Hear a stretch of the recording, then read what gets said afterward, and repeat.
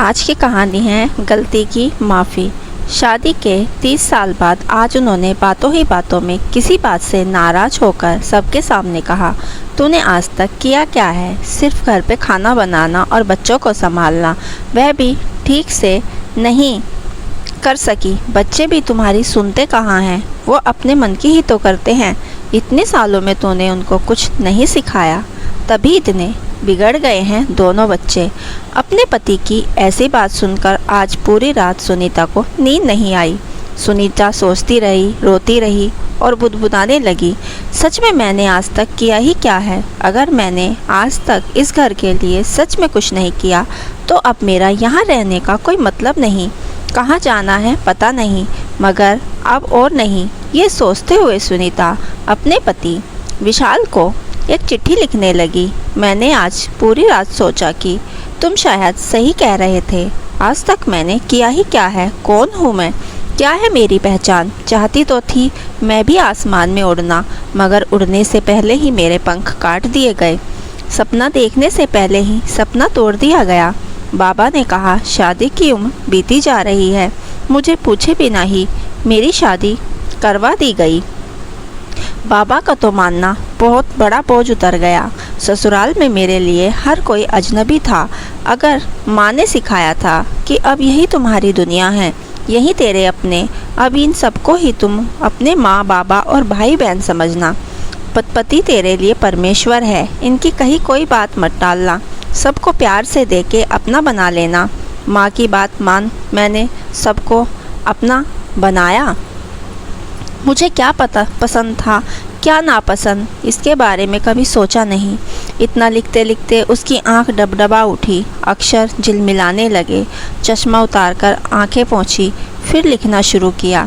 सुबह को आपकी कॉफ़ी और नाश्ता, बच्चों का लंच बॉक्स, बाबा की डायबिटीज़ की अलग से दवाई, नाश्ता, माँ के घुटनों में तेल मालिश और आपका टिफ़िन, मार्केट जाना, शाम की खाने की तैयारी करना, माँ को इलाज के लिए बार बार अस्पताल ले जाना, बच्चों को पढ़ाना, उनकी शैतानी बर्दाश्त करना, आपके दोस्त मेहमान बनकर अचानक से आए तो उनके लिए खाना बनाना।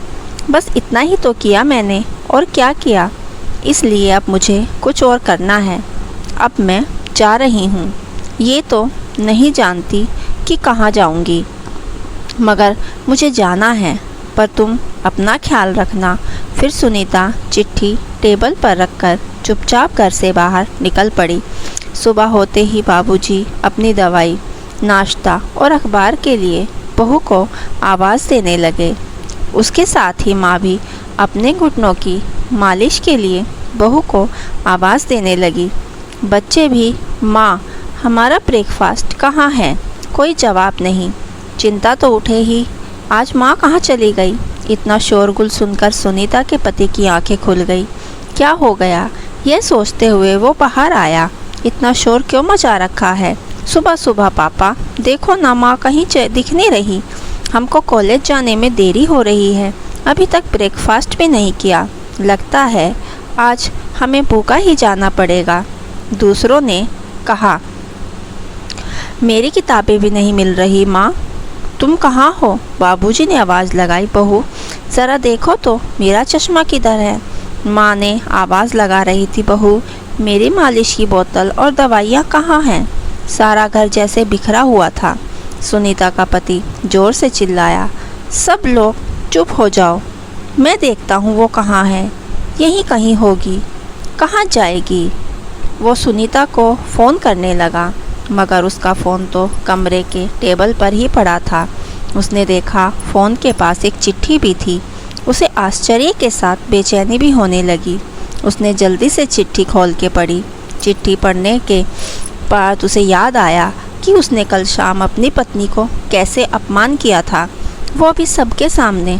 ओहो, उसे अपनी गलती का एहसास हुआ। वो उससे माफ़ी मांगना चाहता था, मगर कैसे? उसका कोई अता पता नहीं था। उसने उसके मायके और उसकी सहेलियां सबको फ़ोन करके पूछा, मगर किसी को नहीं पता कि वो कहाँ है, किस हाल में है। घर में कोहराम सा मच गया। बाबूजी और माँ तो जैसे अचानक ही और बूढ़े हो गए। उनकी दवाइयाँ, उनका तेल उनका चश्मा सब कुछ जैसे भूल गया था। उनकी भूख प्यास भी बंसी हो रही थी। बच्चे घर से बाहर ही निकल रहे थे। बच्चे अचानक जैसे बड़े हो गए थे। मजबूरी में वे घर का काम संभालने लगे थे, मगर बहुत सारी चीज़ें उनको मिल ही नहीं रही थी। सुनीता के पति का दिमाग ही काम नहीं कर रहा था। वह करे तो करे क्या और जाए तो जाए कहाँ। पुलिस में रिपोर्ट करने से भी बात फैलने से बदनामी का डर था, मगर रिपोर्ट तो करना ही होगा। उसने सोचा कि एक बार ससुराल वालों से बात करके बाद ही पुलिस से सुनीता के गायब होने की रिपोर्ट देगा। बिना नहाए धोए, बिना सेव किए, भूखा प्यासा वह बदहवास सा अपनी ससुराल जा पहुंचा। ससुराल वालों ने उसकी हालत देखकर उसकी बात को गंभीरता से सुना। उसे बात करते करते आंखों में आंसू बहते देख सुनीता से नहीं रहा गया और वह सामने आकर खड़ी हो गई। सुनीता का पति जैसे नई जिंदगी पा गया हो और उठकर उसका हाथ पकड़कर उसे भरी आंखों से देखने लगा। ससुराल के लोग हंसने लगे। विशाल ने सबके सामने सुनीता से अपनी गलती की माफ़ी मांगी और वापस घर चलने को कहा। औरत का दिल तो वैसे भी बड़ा ही होता है, इसलिए वह अपने परिवार को कैसे अकेला छोड़ देती। सुनीता के विशाल की आंखों में ही माफ़ कर दिया और पति के साथ घर चली आई। घर में सब लोग बहुत खुश हुए। सबको सुनीता की कीमत का पता भी चल चुका था। अब भी सुनीता को काम में मदद करने लगे थे। अब सारे काम का बोझ सिर्फ सुनीता पर नहीं था। बच्चे अपनी माँ को काम में मदद करने के साथ साथ अपनी माँ का सम्मान भी करने लगे। सुनीता के पति विशाल ने अब जान लिया कि सुनीता ने आज तक जो किया वो उसे कोई और कर पाने में सक्षम नहीं था। दोस्तों, हमारी यह कहानी आपको कैसी लगी कमेंट बॉक्स में ज़रूर बताइए और हमारे चैनल को सब्सक्राइब करना ना भूलें। धन्यवाद।